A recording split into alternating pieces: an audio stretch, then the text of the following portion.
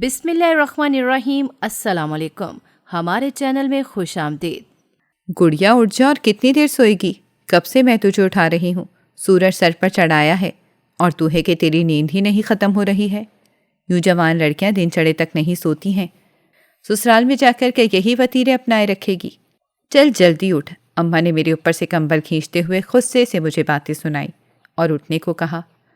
میں جو ابھی کچھ دیر اور سونا چاہتی تھی، اماں کے غصے کے ڈر سے فوراً سے اٹھ کر بیٹھ گئی اور آنکھیں مسلنے لگی۔ اماں بولی، پوری رات تو کرتی کیا رہتی ہے جو سوتی نہیں ہے؟ کتنی بار کہا ہے کہ اس فون کو سائڈ پر رکھ کر آرام سے سو جایا کر، لیکن جب سے تجھے موبائل لے کر دیا ہے تب سے تو پوری رات سوتی نہیں ہے، ہر وقت اسی پر لگی رہتی ہے۔ ایسا کیا اس میں جو تجھے اپنی نیند سے بھی پیارا ہے؟ اماں کی باتیں سن کر میں نے اماں سے کہا، صبح صبح باتیں تو مت سنانا، اٹھ رہی ہوں۔ اماں بولی، صبح ہو رہی ہے؟ توبہ کر، ہمارے زمانے میں تو لوگ صادق کے وقت ہی اٹھ جاتے تھے اور گھر کے کام کاج کرنے لگ جاتے، اور تو ہے کہ اب تک سستوں کی طرح پڑی ہوئی ہے۔ اب پورا دن تو ایسے ہی ادھر ادھر پڑتی رہے گی۔ چل جلدی کر، ابھی ہمیں تیری ماسی کے گھر بھی چلنا ہے، اس کی طبیعت خراب ہے، اس نے فوراً بلایا ہے۔ چل دیر مت کر، بار بار اس کے گھر سے فون آ رہا ہے، ہو سکتا ہے کہ اسے اسپتال بھی لے جایا جائے۔ میں ذرا دائی کو لے کر آتی ہوں۔ میری ماسی جو اماں کی چھوٹی بہن تھی، اب تیسرے بچے کو جنم دینے والی تھی اور اس کی حالت کافی خراب تھی۔ میری اماں ایک نرس تھی، اس لیے قصبے میں جب بھی کوئی مسئلہ ہوتا تو فوراً سے اماں کو ہی فون کر کے بلایا جاتا۔ ابھی بھی انہیں ہسپتال لے جانے کے بجائے اماں کو فون کر کے کہا گیا کہ فوراً سے گھر پہنچیں تاکہ کسی قسم کا کوئی مسئلہ نہ ہو۔ حالانکہ ہسپتال یہاں سے اتنا دور نہیں تھا، چاہتے تو بر وقت ہسپتال لے جاتے، لیکن یہی پرانے زمانے کی سوچ۔ میں نے اٹھ کر منہ ہاتھ دھویا، اتنے میں اماں دائی کو ساتھ لیے واپس آ چکی تھیں۔ میں نے جلدی سے بنا کچھ کھائے پیے جوتوں میں پاؤں اڑسے اور سر پر دوپٹہ لے کر اماں کے ساتھ فوراً سے گھر سے نکل آئی۔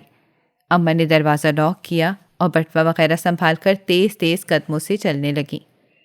ماسی کا گھر یہاں سے زیادہ دور نہیں تھا، 2-3 گلیاں چھوڑ کر ہی ان کا گھر تھا۔ 3 منٹ کا فاصلہ طے کر کے جب ہم ان کے گھر پہنچے تو ان کی ساس ہماری ہی راہ دیکھ رہی تھیں۔ میں نے فوراً سے جا کر سلام کیا اور اماں دائی کو لے کر فوراً ماسی کے کمرے میں چلی گئیں۔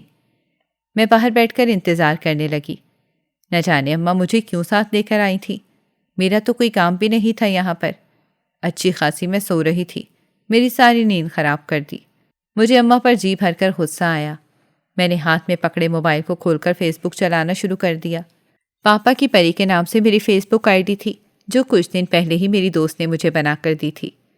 فیس بک کی نئی نئی لت لگی تھی، اسی لیے ہر وقت مجھے خماری ہی چڑھی رہتی تھی۔ 24 گھنٹے میں سے 18 گھنٹے تو میں اسی فیس بک پر ہی پوسٹ کرتی اور لوگوں کی پوسٹوں پر کامنٹ کرتی رہتی تھی۔ نہ جانے کیسا عجیب سا نشہ تھا اس میں۔ اماں تو میری سعادت سے صحیح تنگ پڑی ہوئی تھیں۔ میری ضد پر انہوں نے مجھے یہ اسمارٹ فون دلوا تو دیا تھا، لیکن اب پچھتا رہی تھیں۔ سستے پیکیجز کی بدولت میں بآسانی انٹرنیٹ استعمال کر پاتی تھی۔ مجھے سب سے زیادہ نشہ فیس بک استعمال کرنے کا ہی تھا، جہاں پر لوگ ایک دوسرے کی ٹانگیں کھینچتے تھے۔ لڑکیاں کئی کئی فلٹر لگا کے خود کو گورا بنانے کی پوری کوشش کرتی تھیں اور جھوٹی تصویریں پوسٹ کر کے لائکس اور کامنٹس کے لیے مرتی رہتی تھیں۔ ہم ساری دوستیں ایک دوسرے کے فرینڈ لسٹ میں شامل تھیں اور ایک دوسرے کے گھر میں جا کر ملنے جلنے کے بجائے فیس بک پر ہی باتیں کرتی تھیں، اور وہیں پر لڑائی جھگڑے اور ناراضگی وغیرہ بھی چلتی رہتی تھی۔ میری فرینڈ لسٹ میں کچھ لڑکے بھی تھے جو آئے روز میری ہر پوسٹ کے نیچے کامنٹ کرتے۔ میری دوست کہتی تھی کہ تمہاری لسٹ میں جو لڑکیاں ہیں وہ بھی شاید لڑکے ہی ہوں، کیونکہ آج کل لڑکے بھی لڑکیوں کی آئی ڈی بنا کر بے وقوف بناتے رہتے ہیں۔ یہ تو تھی میری فیس بک کی کہانی، لیکن میری زندگی کی اصل کہانی بہت ہی مصیبتوں سے بھری پڑی ہے۔ میرا نام مشال ہے، مگر میری اماں مجھے پیار سے گڑیا کہہ کر بلاتی تھیں۔ میں ایک چھوٹے سے قصبے کی رہنے والی ہوں۔ 6 سال کی تھی جب ابا کی وفات ہو گئی۔ میری اماں پیشے سے نرس ہیں اور شادی سے پہلے ہی ایک اسپتال میں نرس کا کام کرتی تھی۔ شادی کے بعد بھی انہوں نے اس کام کو جاری رکھا۔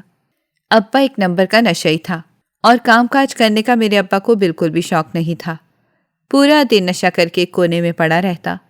یہ اچھا تھا کہ نشے میں کسی کو مارتا پیٹتا نہیں تھا، نہ ہی گالیاں بکتا تھا۔ ویسے وہ عادات کا بہت اچھا تھا، ہر ایک کی مدد کرتا اور ماں کا بھی بہت زیادہ خیال رکھتا تھا، لیکن صرف ایک بری عادت تھی، وہ تھی نشے کی عادت۔ اماں کو اپنے شوہر سے ویسے تو کوئی شکوہ نہیں تھا، لیکن لوگ انہیں یہی کہتے تھے کہ وہ ایک نشئی کی بیوی ہیں۔ دونوں نے محبت کی شادی کی تھی، نہ جانے کہاں ایک دوسرے سے ملاقات ہوئی۔ بات جب گھر والوں تک گئی تو دونوں الگ الگ برادری کے تھے، اس لیے شادی سے انکار کر دیا گیا۔ لیکن محبت اتنی تھی کہ اماں ابا دونوں نے مل کر بھاگ کر شادی کرنے کا ارادہ کیا۔ اماں پہلے سے جانتی تھیں کہ ابا نشئی ہے اور کوئی کام کاج نہیں کرتا ہے، اسے سنبھال نہیں سکے گا۔ اماں کے پاس نوکری تھی، اس لیے اس نے سوچا کہ وہ اپنا خرچہ خود اٹھا لے گی۔ مجھے تو لگتا تھا کہ اماں نے شاید اچھا ہی فیصلہ کیا، کیونکہ ابا نے کبھی بھی اماں سے کسی چیز کے لیے زبردستی نہیں کی، اور نہ ہی مار پیٹ کی، نہ گالی گلوچ، اور نہ ہی کبھی ان سے پیسے وغیرہ چھینے۔ اماں خود ہی انہیں پیسے دے دیتی تھیں۔ ان دونوں نے بھاگ کر شادی تو کر لی تھی، لیکن برادری والوں نے ان سے ہمیشہ کے لیے اپنا تعلق توڑ دیا تھا۔ نہ میری اماں کے گھر والے ان سے کبھی ملتے تھے اور نہ ہی ابا کے گھر والے۔ یہ تو بھلا ہو میری ماسی کا، جن کی شادی ہمارے ہی محلے میں ہوئی تھی۔ جب وہ یہاں شادی ہو کر آئیں تو چھپ چھپ کر اپنی بہن سے ملنے لگیں، لیکن آج تک ان کے گھر والوں کو اس بارے میں پتہ نہیں چل سکا کہ اماں اور ماسی ایک دوسرے سے ملاقاتیں کرتی ہیں، ورنہ شاید ماسی کو بھی برادری سے بے دخل کر دیا جاتا۔ ماسی کے سسرال والے بھی بہت اچھے تھے، اس لیے کسی کو اس بارے میں کچھ نہیں بتاتے تھے۔ یوں زندگی چل سو چل رہی تھی۔ ابا کی وفات ہوئی تو تب بھی برادری میں سے کوئی نہیں آیا، نہ میرے کسی چاچا تایا نے فون کیا اور نہ ہی کوئی ابا کے جنازے پر آیا۔ یہ سب باتیں مجھے اماں نے بتائی تھیں۔ بیوگی کے بعد اماں نے دوبارہ کسی سے شادی نہیں کی۔ مجھے پڑھنے لکھنے کا کوئی شوق نہیں تھا، لیکن اماں نے زبردستی مجھے اسکول میں داخل کروا دیا۔ مجھے صبح اسکول چھوڑ کر وہ خود بھی ہسپتال چلی جاتی، اور شام کو جب گھر واپس آتی تب میں گھر واپس آتی تو گھر پر کوئی نہیں ہوتا تھا۔ کھانا وغیرہ بنا ہوتا تھا، میں گرم کر کے کھا لیتی تھی اور پھر چپ چاپ صحن میں بیٹھ کر کھیلنے لگ جاتی۔ میرے پاس ڈھیر ساری گڑیاں تھیں، اور اگر کبھی من کرتا تو پڑوس میں رہنے والی دوست کے گھر چلی جاتی۔ یوں ہی میرا بچپن اکیلے کھیلتے کھیلتے گزر گیا تھا۔ مر کے تو میں پاس ہوئی تھی۔ اماں نے مجھے ٹیوشن بھی ڈلوا لیا، لیکن پھر بھی میں اچھے نمبروں سے پاس نہیں ہو سکی۔ میرا تو دل کرتا تھا کہ میں فیل ہی ہو جاؤں، اور 8ویں جماعت میں تو ایسا ہی ہوا۔ جب میں 3 بار فیل ہوئی تو اماں نے مجھے اسکول سے ہی اٹھوا لیا، اور میں تو شکر کا کلمہ پڑھا، کیونکہ مجھے اسکول کی استانی بالکل بھی پسند نہیں تھی، جو ذرا سی غلطی پر سب کو مارتی تھی، اور اس کے ڈراؤنی آنکھیں تو مجھے زہر لگتی تھیں۔ وہاں سے چھٹکارا ملنے پر میں اتنی زیادہ خوش تھی کہ اپنی دوستوں کو برفی کی پارٹی دے دی۔ اماں برفی بہت اچھی بناتی تھیں، اس لیے میں نے گھر سے برفی اٹھائی اور اپنی ساری دوستوں میں بانٹی۔ فیل ہونے پر میری جتنی خوشی تھی شاید ہی کسی کو کبھی ہوئی ہو۔ ایک دن میں نے اماں سے کہا کہ مجھے پڑھنا لکھنا پسند نہیں ہے، لیکن تو مجھے سلائی کا کام سکھا دے۔ اماں بولی ٹھیک ہے، میں تجھے محلے کی سلائی والی عورت کے پاس چھوڑ آؤں گی، لیکن دل لگا کر کام سیکھنا، وہ اچھے پیسے لیتی ہے، اس لیے میرے پیسے ضائع مت کروانا۔ میں نے کہا ٹھیک ہے۔ اگلے دن اماں مجھے اس عورت کے پاس لے گئیں اور اس سے کہا کہ یہ میری بیٹی ہے، اسے سلائی سیکھنے کا بہت شوق ہے، میں تمہیں اچھے پیسے دوں گی، بس اسے کوئی ہنر سکھا دو تاکہ آگے اس کے کام آئے۔ پڑھنے لکھنے کا تو اسے کوئی شوق نہیں، چلو کوئی کام ہی سیکھ لے گی، کل کو کمانے کا ذریعہ بن جائے گا۔ اماں خود پڑھی لکھی تھی، اس لیے چاہتی تھی کہ میں بھی پڑھ جاؤں اور اس طرح نرس بنوں، لیکن مجھے یہ سب بالکل پسند نہیں تھا، اس لیے سلائی سیکھنے لگ گئی۔ نئے ڈیزائن سیکھ کر میں محلے کی لڑکیوں کو پیارے پیارے سوٹ سی کر دینے لگی۔ ابھی میں اتنی ماہر نہیں ہوئی تھی، صرف 1 ماہ ہوا تھا سلائی سیکھتے ہوئے۔ میری دیکھا دیکھی میری ایک دوست امبر نے بھی سلائی کے لیے داخلہ لے لیا۔ اب ہم دونوں روز ساتھ سلائی سیکھنے جاتی اور ساتھ ہی واپس آتی تھیں۔ ایک دن امبر مجھ سے کہنے لگی، یار مجھے کیریاں کھانے کا بہت زیادہ من ہو رہا ہے، کیوں نہ ہم کیریاں توڑنے چلتے ہیں؟ میں نے کہا، یار کیریوں کا درخت تو کافی دور لگا ہوا ہے، اس وقت وہاں جانے کی کیا ضرورت ہے؟ میں بہت تھک گئی ہوں، میرا بالکل دل نہیں ہے۔ اصل میں گھر جا کر مجھے ڈرامہ دیکھنا تھا۔ اس وقت روز میرا پسندیدہ ڈرامہ آتا تھا اور اماں مجھے کہتی تھی، کیا ہر وقت ڈرامے ہی دیکھتی رہتی ہے؟ امبر بولی، زیادہ بہانے مت کرو، چپ کر کے میرے ساتھ چل، جو ڈرامہ تو دیکھے گی صبح اس کا ریپیٹ ٹیلی کاسٹ آ جائے گا، تب دیکھ لینا، اب چل نا۔ میں نے کہا ٹھیک ہے۔ ہم دونوں محلے سے تھوڑا دور بنے ایک میدان کی طرف آ گئیں۔ یہاں پر آم کے بہت سے درخت لگے ہوئے تھے جن پر اس وقت کچی کیریاں تھیں۔ میں اور امبر ہمیشہ کچی کیریوں کو توڑ کر ان پر کالا نمک لگا کر اور چاٹ مسالہ لگا کر کھاتے تھے۔ یہ ہم دونوں کا محبوب مشغلہ تھا۔ آم کے درخت کے ساتھ ہی ایک جھولا بندھا ہوا تھا، ہم دونوں باری باری اس پر بیٹھتے اور جھولا جھولتے۔ یہ جگہ کافی سنسان تھی اور یہاں پر کوئی بھی نہیں آتا تھا۔ دراصل یہ آم کے درخت محلے کے ہی ایک بزرگ کے تھے۔ وہ ہمارے محلے کی مانی جانی ہستی تھے۔ ان کا گھر کافی بڑا بنا ہوا تھا، پورا محلہ ان کے روپ میں تھا۔ میں اور امبر چھپ کر ان کے آموں کے اس چھوٹے سے باغ میں گھس آتے تھے۔ ایک دو بار تو ہم پکڑے بھی گئے تھے، لیکن جان بچا کر بھاگ گئے۔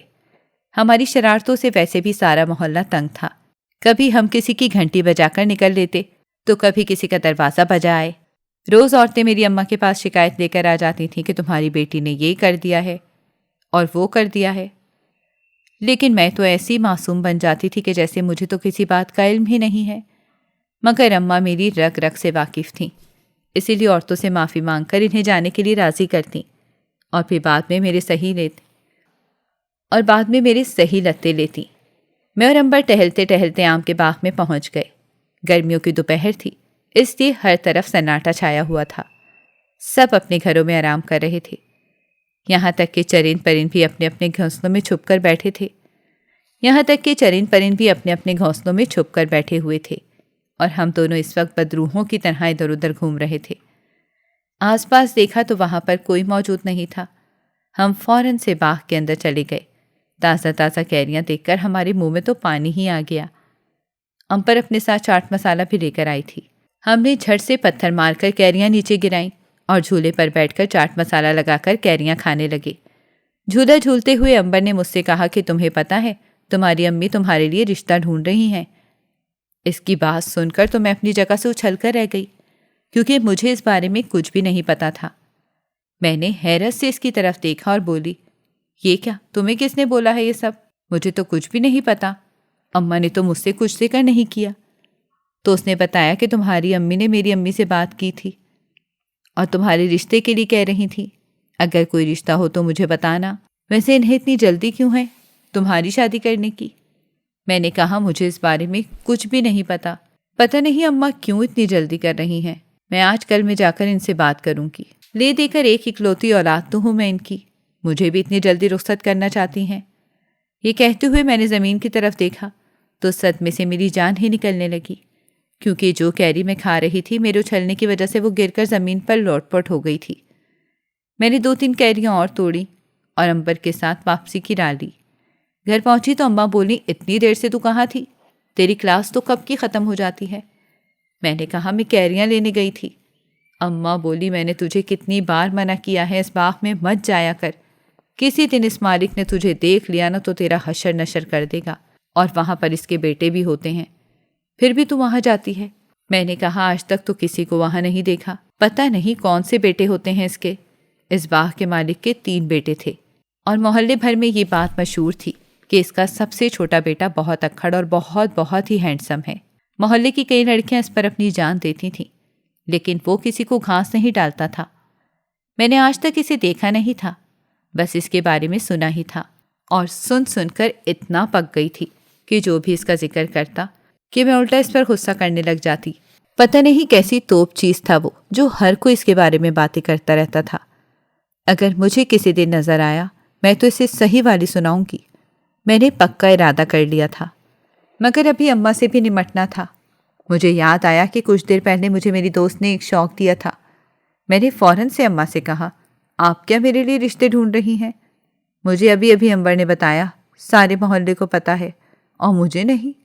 اماں بولی، ہاں تیری عمر ہو گئی ہے، ویسے بھی تو ادھر ادھر گھومتی رہتی، کرتی کیا ہے؟ اس لیے میں نے سوچا تیری شادی کر دوں، کم از کم تیری ذمہ داری سے تو فارغ ہو جاؤں گی۔ میں نے کہا، بول تو ایسے رہی ہو جیسے 7-8 بیٹیاں ہیں آپ کی، اور سب کی ذمہ داریاں آپ کے کاندھوں پر ہیں۔ ایک اکلوتی میں آپ کی بیٹی ہوں، مجھے بھی رخصت کرنے کی اتنی جلدی ہے؟ اماں بولی، ڈرامے کرنا بند کرو اور جا کر ہانڈی چڑھا، میں تھک گئی ہوں، کچھ دیر آرام کروں گی، پھر مجھے دوبارہ ہسپتال جانا ہے۔ میں نے کہا، دوبارہ کیوں؟ تو اماں بولی، ایک نرس کچھ دنوں کے لیے چھٹیوں پر گئی ہے، اس لیے مجھے اب رات کی شفٹ کرنی پڑے گی۔ میں حیران ہو گئی۔ میں نے کہا، رات کی شفٹ کیوں کرنی پڑے گی؟ صبح بھی جاتی ہیں اور رات کو بھی؟ اماں نے کہا، نہیں اب صبح نہیں جاؤں گی، اب صرف رات میں ہی جاؤں گی۔ اچھا چل تو جلدی سے کھانا بنا، مجھے بھوک لگی ہے۔ میں کچن میں کھانا بنانے چلی گئی تو اماں پیچھے آرام کرنے کے لیے اپنے کمرے میں چلی گئیں۔ تھوڑی دیر بعد میں نے کھانا بنا کر اماں کو بلایا اور اماں کھانا وغیرہ کھا کر اسپتال کے لیے نکل گئیں اور میں گھر پر اکیلی تھی۔ کافی زیادہ بور ہو رہی تھی تو رسالے وغیرہ نکال کر پڑھنے لگی۔ کچھ دیر بعد مجھے نیند آ گئی، میں سو گئی۔ پھر یوں ہی ہونے لگا۔ اماں روز رات کو جاتی تھیں۔ ایک دن اماں نے مجھ سے کہا کہ وہاں پر مجھے کافی بھوک لگتی ہے کام کے دوران، ایسا کر تو مجھے کھانا دے جایا کر۔ میں نے کہا ٹھیک ہے اماں، میں دے جاؤں گی۔ ایک دن میں نے ضد کی اماں سے اور کہا کہ مجھے موبائل لے کر دیں۔ میری ساری دوستوں کے پاس مہنگے موبائل ہیں، مجھے بھی لینا ہے۔ میری ضد پر اماں نے مجھے قسطوں پر ایک موبائل لے کر دے دیا، اور اب جب بھی اماں رات کو ڈیوٹی پر جاتی میں کھانا دے کر آتی تھی اور واپس آ کر موبائل استعمال کرنے لگ جاتی، اور جب صبح اماں آتی تو میں پڑی سو رہی ہوتی تھی۔ آج بھی جب اماں واپس آئیں تو میں سو رہی تھی، اسی لیے اماں نے مجھے فٹافٹ اٹھایا۔ یہاں نہ جانے کتنی دیر لگ جانی تھی، ابھی بھی موبائل استعمال کر رہی تھی۔ تبھی اماں کی آواز آئی کہ چل آجا بچے، دیکھ لے تیری ماسی کے ہاں بیٹا ہوا ہے۔ میں نے جا کر اس کے ننھے سے بچے کو دیکھا، اور تھوڑی دیر کے بعد ہم دونوں وہاں سے نکل گئے، کیونکہ اماں کے گھر والے اپنی بیٹی کے پاس آنے والے تھے، اور انہیں ہرگز بھی یہ بات نہیں پتہ تھی کہ اماں اور ماسی ایک دوسرے سے ملتی ہیں۔ میں نے جب بھی اماں سے کہتی کہ اب تو کم از کم ان سے بات کر لے، اتنے سال ہو گئے ہیں تیری شادی کو، اب تو معاف کر دیں گے، لیکن اماں مجھے آگے سے کچھ نہیں کہتی۔ گھر آ کر اماں سو گئیں اور بولی شام مجھے اٹھا دینا، میں نے جانا ہے، اور کھانا تیار کر لینا، رات کو مجھے کھانا دینے آ جانا۔ میں نے کہا ٹھیک ہے۔ میں نے صفائی وغیرہ کی اور گھر سے فارغ ہو کر کھانا بنانے لگی۔ تب تک اماں اٹھ کر تیار ہو گئیں۔ وہ صبح ہسپتال چلی گئیں، اور میں اماں کو کھانا دینے رات کے وقت ہسپتال آئی تو چوکیدار نے مجھے روک لیا اور بولا تو نرس کی بیٹی ہے نا؟ میں نے کہا جی۔ میری اماں کہاں ہیں؟ میں اماں کو کھانا دینے آئی ہوں۔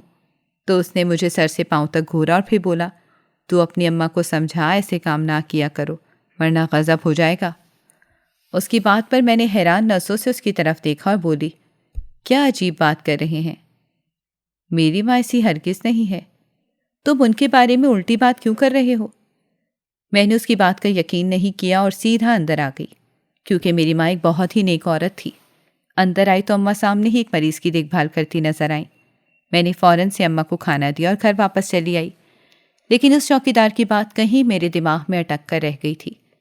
خیر میں نے اماں سے اس بات کا کوئی ذکر نہیں کیا، اور اس کے بعد جب بھی میں کھانا دینے جاتی ہوں وہ مجھ سے روز یہی بات کہتا، لیکن میں بالکل بھی اماں سے اس بارے میں نہیں پوچھوں گی۔ لیکن اگر میں ان سے کوئی سوال کرتی تو اس کا یہی مطلب ہوتا نا کہ میں شاید ان پر شک کر رہی ہوں۔ میں نے بامشکل خود کو اس سے روک دیا۔ میں اب محلے کی لڑکیوں کے کپڑے وغیرہ اچھے سے سلائی کرنے لگ گئی تھی، اور اس کا معاوضہ بھی لیتی تھی۔ وہ تمام پیسے میں جمع کر رہی تھی تاکہ مستقبل میں کام آ سکیں۔ میں اور امبر اب بھی کیریاں توڑنے آم کے باغ میں جایا کرتے تھے۔ ایک دن ہم دونوں وہاں بیٹھ کر کیریاں کھا رہے تھے، تبھی ہمیں کسی کی آہٹ سنائی دی۔ آج سے پہلے تو ایسا کبھی نہیں ہوا تھا، یعنی کسی نے ہمیں دیکھ لیا تھا۔ ہو سکتا تھا باغ کا مالک ہو، اس لیے ہم نے آؤ دیکھا نہ تاؤ دیکھا، فوراً سے وہاں سے دوڑ لگائی۔ یوں پاگلوں کی طرح بھاگتے بھاگتے ہم گھر پہنچے تو سانس پھول رہا تھا۔ اماں بولی کہ کیا ہوا؟ میں نے کہا کچھ نہیں، راستے میں کتا دیکھ لیا تھا۔ یہ بہانہ ویسے اچھا تھا کیونکہ مجھے کتوں سے بہت ڈر لگتا ہے۔ اماں نے کہا کیا تو ہر وقت باہر گھومتی رہتی ہے، گھر میں بھی رہا کر۔ آج کے بعد میں تجھے تیری سہیلی کے ساتھ نہ دیکھوں، خود اسے کوئی کام کاج نہیں ہے، تیرے کو بھی کچھ نہیں کرنے دیتی۔ اماں کی ڈانٹ جاری تھی، میں کان دبا کر سنتی رہی، لیکن میں نے کون سا بازار جانا تھا۔ اس لیے 2-3 دن بعد اور میری دوست دوبارہ سے اس جگہ پر چلے گئے۔ آج وہاں پر کوئی بھی نہیں تھا، لیکن یوں لگ رہا تھا جیسے کوئی چھپ کر ہمارے اوپر نظر رکھے ہوئے ہے۔ ہم دونوں نے پورا باغ چھان مارا، لیکن کوئی بھی نہیں نظر آیا۔ ایک دن امبر بیمار تھی اور میں اکیلی باغ میں چلی آئی، تبھی مجھے اپنے پاس کسی کی آہٹ محسوس ہوئی۔ میں نے مڑ کر دیکھا تو ایک لڑکا کھڑا تھا۔ میں فوراً ڈر کے مارے اپنی جگہ سے اٹھ گئی۔ وہ مجھے غور سے دیکھتا میری طرف آیا۔ میں نے کہا کیا ہے، تم کون ہو اور یوں میری طرف کیوں گھور رہے ہو؟ ابھی میں شور مچا کر سارے محلے والوں کو اکٹھا کر لوں گی، پھر دیکھنا۔ تو وہ زور زور سے ہنس کے کہنے لگا مچاؤ شور، میں بھی دیکھتا ہوں تمہاری آواز میں کتنا دم ہے۔ شاید تم بھول رہی ہو محلہ یہاں سے کتنا دور ہے، اور یہ بھی بھول رہی ہو کہ کسی کی جگہ پر بنا پوچھے بیٹھی ہوئی ہو۔ میں نے کہا میں کچھ کر تھوڑی رہی ہوں، ویسے ہی بیٹھی ہوں۔ پھر اس لڑکے نے چند پل مجھے غور سے دیکھا اور بولا، تم ہی ہو نا جو ہمارے باغ سے کیریاں چراتی ہو اور سارا درخت خراب کرتی ہو؟ تم اچھے سے جانتی ہو ہم اس سے کماتے ہیں اور تم ہمارے رزق پر ہاتھ ڈال رہی ہو۔ میں نے کہا کون سے رزق پہ ہاتھ ڈال رہی ہوں؟ اگر کیریاں کھا بھی لی تو کون سا اتنا بڑا مسئلہ ہو گیا؟ 1-2 کیریاں کھا لینے سے تمہارا نقصان نہیں ہو جاتا ہے۔ میں شاید پہلی لڑکی تھی جو اس سے اس طرح بات کر رہی تھی۔ اس سے وہ حیرت سے مجھے آنکھیں پھاڑ کر دیکھنے لگا اور بولا، اتنی زبان چلتی ہے تمہاری؟ میں نے کہا ہاں، تو کیا کر لو گے؟ تم نے یہاں پہ لگایا کیوں ہے درخت؟ میرا دل کرتا ہے تو میں کھا لیتی ہوں۔ میری ہٹ دھرمی دیکھ کر اسے سخت تاؤ آیا تھا، لیکن پھر وہ کچھ نہیں بولا۔ یہ اس سے میرا پہلا ٹاکرا تھا۔ اس کا نام افنان تھا اور مشہور تھا کہ وہ ضد کا پکا ہے۔ پتہ نہیں لڑکیاں اس میں کیا دیکھ کر مرتی تھیں اس پر، مجھے تو سوکھا آم ہی لگتا تھا۔ میں نے امبر سے اس ملاقات کا ذکر کیا تو وہ بولی کیا تم نے اس طرح اس سے بات کی؟ اگر میں ہوتی تو میں مر ہی جاتی۔ میں نے کہا تم پتہ نہیں کیا اس کے اندر دیکھتی ہو۔ خیر اب وہ روز باغ میں آ جاتا اور ہمیں کیریاں توڑنے نہیں دیتا۔ میں اس سے تنگ آ گئی تھی اور اکثر ہم دونوں کے جھگڑے بھی ہوتے تھے۔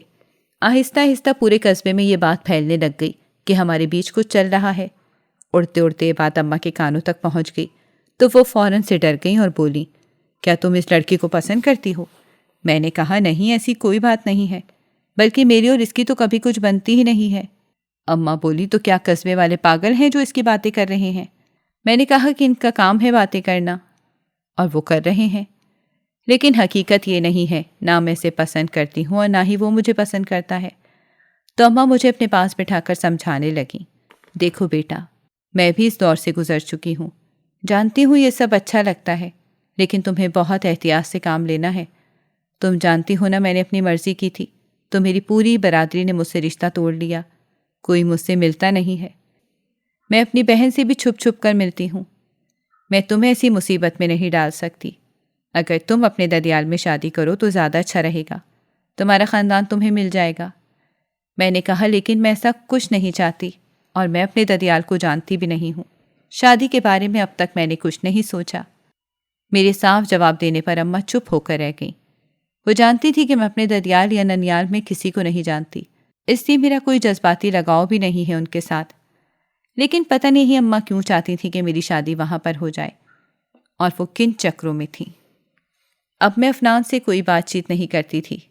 اگر وہ مجھے راستے میں نظر بھی آتا تو میں نظر انداز کر دیتی، کیونکہ میں نہیں چاہتی تھی کہ لوگ دوبارہ باتیں بنائیں، لیکن وہ شاید میرے لیے سیریس ہو گیا تھا۔ ایک دن اس نے میرا راستہ روکا، مجھ سے کہا کہ تم مجھ سے اب بات کیوں نہیں کرتی ہو؟